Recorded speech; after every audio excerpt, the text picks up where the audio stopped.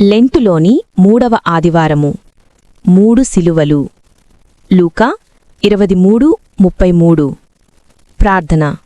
ఓ దేవా, మానవుని కటాక్షించినావు. మాకు రావలసిన శిక్ష భరించుటకు నిన్ను నీవు శత్రువులకు అప్పగించుకొన్నావు. నీ కృపకు వందనములు. ఈ ధ్యానము వలన మా ఆత్మకు శాంతి, కృతజ్ఞతాహృదయము దయచేయుము. వర్తమానము దయచేయుము. ఆమేన్. ప్రసంగము. 3 సిలువలు.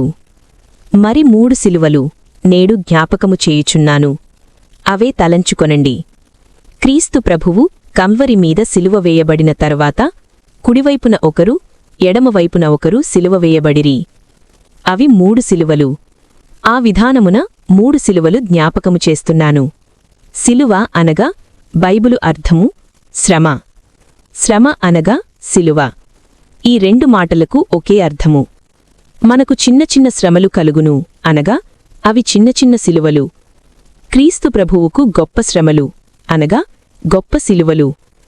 క్రీస్తు రాకముందు సిలువంటే భయము అనగా శ్రమ అనగా భయము. అయితే ప్రభువు వచ్చిన తరువాత భయము లేదు. ఎందుకనగా ఆయన భరించెను. ప్రభువుకు వచ్చిన శ్రమలు క్రీస్తు ప్రభువు యొక్క మనస్సునకును మరియు శరీరమునకును కలిగినవి. లోకము చాలా పెద్దది. ఆ లోకములోని అందరి యొక్క పాపములు ఆయన మీద నున్నవి. అవన్నీ కలిసినా ఎంత పెద్దవగునో మనము ఊహింపలేము, కొలువలేము. అందుకే లోక పాపములను మోసికొనిపోవు దేవుని గొర్రెపిల్ల అని యోహాను వ్రాసెను.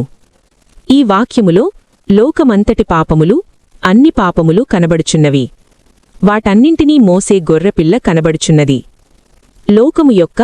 లోకములో నున్న జనులందరి యొక్క పాపములు మోయిచున్న గొర్రెపిల్ల కనబడుచున్నది. మరియు ఆ గొర్రెపిల్లలో దేవుడు కనబడుచున్నాడు. ఎందుకనగా అది అబ్రహాము, ఇస్సాకు, యాకోబుల యొక్క గొర్రెపిల్ల కాదు. అది దేవుని గొర్రెపిల్ల. సర్వలోక పాపభారమే అన్నింటికన్నా గొప్ప బరువైన సిలువ. క్రీస్తు ప్రభువు ఒక మనిషి యొక్క పాపములు వేసికొనలేదు. అనేకుల పాపములు వేసికొని కొందరివి మానివేయలేదు. అందరి యొక్క పాపములు, అన్ని పాపములు తనమీద వేసికొనెను. అన్ని కాలముల పాపములు వేసికొనెను. కయ్యీను కాలము నుండి ప్రభువు కాలము వరకు ఉండేవారి పాపములు, అక్కడ నుండి ర్యాప్చర్ వరకు ఉండేవారి పాపములు, అక్కడ నుండి అంత్యకీర్పు వరకు పుట్టేవారందరి పాపములు ఆయన వేసికొనెను. 1. కయ్యీను నుండి క్రీస్తు ప్రభువు సిలువ వరకు ఉన్నవారి పాపములు ఒక సిలువ. 2. అక్కడి నుండి ర్యాప్చర్ వరకు నుండేవారి పాపములు 2వ సిలువ. 3. అక్కడి నుండి తీర్పు వరకు నుండేవారి యొక్క పాపములు 3వ సిలువ. ఈ 3 సిలువలు నమ్మనివారు ఒక జట్టు, నమ్మినవారు ఒక జట్టు. వీరికి విముక్తి. నమ్మనివారి కొరకు కూడా వారి భారము ఆయన మోసెనుగాని వారంగీకరింపలేదు. అనేకుల కొరకు చిందించెను అని వాక్యములో గలదు. ఎవరు ఆ అనేకులు? నమ్మిన అనేకులు, నమ్మనివారనేకులు కలలు. అయితే నమ్మనివారు అంగీకరింపలేదు గనుక అందరి కొరకు చిందించెను అని వ్రాయబడినది వారందుకోలేదు. అనేకుల కొరకు అనగా నమ్మిన అనేకుల కొరకు అని అర్థము. కయ్యీను కాలము నుండి ఎలాగు మోసెను? ఆయన వట్టి మనిషి అయి ఉండి సిలువమీద ఉండే మోయలేదు. ఆయన దేవుడు గనుక మోయగలిగినాడు. ఆయన దేవుని గొర్రెపిల్ల గనుక కయ్యీను దగ్గర ఉన్నాడు. అప్పటినుండే ఉన్నవారికి విమోచన. లోకపాపములు మోయుట ఆయనకిష్టమాయెను. ఉదాహరణ, ఒకరు సంతర్పణ చేసినారు. అందరి కొరకు చేసినారు. అయితే రానివారికి అందదు కదా. వారు రానందున వారికి సిద్ధము చేయలేదని అనరాదు. వారికినీ ఉన్నడిగాని వారు రాలేదు. అలాగే క్రీస్తు ప్రభువు అందరి కొరకు మోసినాడు. మోసినది బలమైన సింహము కాదు, పెద్ద ఏనుగు కాదు, పెద్ద ఒంటె కాదు, సాధువైన గొర్రెపిల్ల. ఆయన గనుక విసుగు కొనలేదు, మోయననలేదు. సహించినందున క్రీస్తు ప్రభువుకు జయము. 1. లోకపాపములు ఒక సిలువ. 2. అంతరంగ సిలువ. క్రీస్తు ప్రభువు యొక్క అంతరంగము లేక మనస్సు ఈ సిలువను మోసినది. అన్నా, కయప, సన్హెడ్రిన్, హేరోదు, పిలాతు ఈ కోర్టులలో చేయని నేరముల సిలువ ఈ అంతరంగ సిలువలో ఉన్నాయి. లోకపాపములన్నీ వేసికొన్నది మొదటి సిలువ. ఇక్కడ క్రీస్తు ప్రభువు నేరముల సిలువ మోశారు. అనగా ఆయనలో నేరములు లేకపోయినను నేరములు చేసినాడని మోపిన నేరాలన్నీ ఆయనకు ఒక సిలువయ్యున్నవి. మొదటి సిలువలో లోకస్తుల పాపములన్నీ కయ్యీను వద్ద నుండి సజీవుల తీర్పు వరకు ఉన్నవారందరి పాపాలు ఆయన మోశారు. అంత పొడుగైన సిలువ అది. ఇక్కడ ప్రత్యేకమైన సిలువ గలదు. ఆ సిలువ ఏమి? 1. తాను మనిషి అయినప్పటికినీ దేవుడనని చెప్పుకొనుచున్నాడనిరి. అది ఒక నేరము. ఎవడు దేవుడని చెప్పుకొనునో వాని చంపవలనని మోషే ధర్మశాస్త్రము చెప్పుచున్నదనిరి. అది ఒక నేరము. 2 యూదుల రాజునని చెప్పుకొనుచున్నాడు. అడిగి చూడండి, అది ఒక నేరము.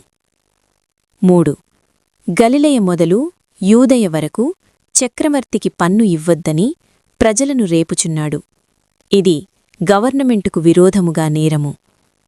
1 దేవుడనని చెప్పుకొనుట దేవునికి విరోధముగా నేరము. 2 సన్హెడ్రిన్ సభకు విరోధముగా రాజునని చెప్పుకొనుట. 3 గవర్నమెంటుకు విరోధముగా తిరుగుబాటు నేర్పుట. ఈ 3 గొప్ప నేరములు ఆయన మీద మోపినారు. ఆ కాల ప్రజల శిలువలు 3, నేరములు 3. ఈ నేరముల వల్ల మనస్సునకు హాని, చింత, విచారము. ఆయనలో నేరములు లేకపోయినా నేరములు మోపినారు. 1వ శిలువ దైవత్వము యొక్క శిలువ. అది దేవుని గొర్రెపిల్ల తప్ప మరెవ్వరునూ మోయలేని శిలువ. ఇంకెవ్వరు మోయలేని పాపము. 2వ శిలువ ప్రభువు యొక్క మనుష్యావతార శిలువ. క్రీస్తు ప్రభువు అనే మనుష్యుని యొక్క శిలువ. 1వ శిలువ దేవత్వము మీద పడిన శిలువ. 2వది ఆయన మానవత్వము మీద పడిన శిలువ. మనుష్యులందరి మీద మోపవలసిన నేరములు ఆయన మీదనున్నవి. అనేక కోట్ల జనులు చేసిన పాపములు మోసిన ఆయన ఈ 3 నేరములు మోయలేడా? క్రీస్తు ప్రభువు శిలువ మీదనున్నప్పుడు ఒక బంటు బళ్లముతో పొడిచినప్పుడు నీరు రక్తమూ కారెనని గలదు. రక్తము కారుట సహజము కాని నీరు కారుట సహజము కాదు. ఆయన శరీరములో నీళ్లెక్కడివి? గురువారము పస్కాలో నీళ్లు త్రాగినాడేమో. తోటలో నీళ్లు లేవు, దారిలోనూ లేవు, శిలువమీదనూ నీళ్లు లేవు గనుక ఈ నీరు మనోవిచారజలము. అయ్యో, నా గుండె నీరైపోయింది, మనస్సు నీరైపోయింది అందుముగదా ఆయనకు విచారము కాదా? లోక పాపములన్నీ మోస్తే కొందరే అంగీకరించినారు, అందరూ అంగీకరించలేదు. విచారము కాదా?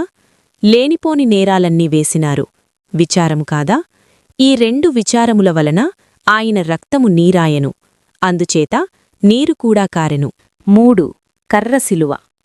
మొదటిది లోక పాపములు లోకమునకు సంబంధించినవి. 2వది నేరముల శిలువ, లీనిపోని నేరముల వలన మనస్సునకు కలిగిన శిలువ. 3వది కర్ర శిలువ, ఇది శరీరమునకు శిలువ. మొదటిది ఆత్మకు విచారము కలిగించే శిలువ. 2వది మనస్సుకు బాధ కలిగించే శిలువ. 3వది శరీరమునకు బాధ కలిగించే శిలువ. 3వది మనుష్యావతార శరీరమునకు శిలువ. ఈ కర్ర శిలువ చాలా భారమైన శిలువ. ఎంత భారము లేకపోతే అలసి తూలిపోవును, ఇంకొకరి మీద ఎత్తవలసి వచ్చును. ఈ 3ను భారమైనవి. ఏది ఎక్కువ భారమైనది? నా పాపముల భారము ఆయనకు ఎక్కువ బాధకరమైనది అని మనము హృదయములలో ధ్యానింపవలసినది. ఈ 3 శిలువలు ధ్యానించుచు మీ హృదయములను దుఃఖముతో నింపుకొనవలనని చెప్పుటలేదు. ఆయన 3 శిలువలు మోయుట మానవుల కొరకే, దుఃఖపడుటకు కాదుగాని సంతోషించి స్తుతించుటకే. ఆయన మొదటిది మీ వ్యసనములను, 2వది శిక్షను, 3వది వ్యాధులను భరించెను. ఈ 3 శిలువలు మనమీద నుండి తీసివేయుటకే ఆయన వాటిని మోసెను గనుక కృతజ్ఞతతో నుండవలను. ప్రభువా, లోకపాపముల శిలువ, మేరముల శిలువ, కర్ర శిలువ మోసినావు. నా వ్యాధి శిలువ, శిక్ష శిలువ, వ్యసనముల శిలువ మోసినావు గనుక నీకే వందనములు అని చెప్పుట ఈ మంచి శుక్రవార ధ్యానమై ఉన్నది. అందరూ మంచి శుక్రవారమున దుఃఖముతో యుందురు. ఈ దినము దుఃఖాంత దినము, ఈ దినము దుఃఖానంద దినము. నేటి ధ్యానమును బట్టి 3 శిలువలు మోసిన క్రీస్తు ప్రభువు మనలను అట్టి దుఃఖానంద స్థితిలో స్థిరపర్చునుగాక. ఆమేన్.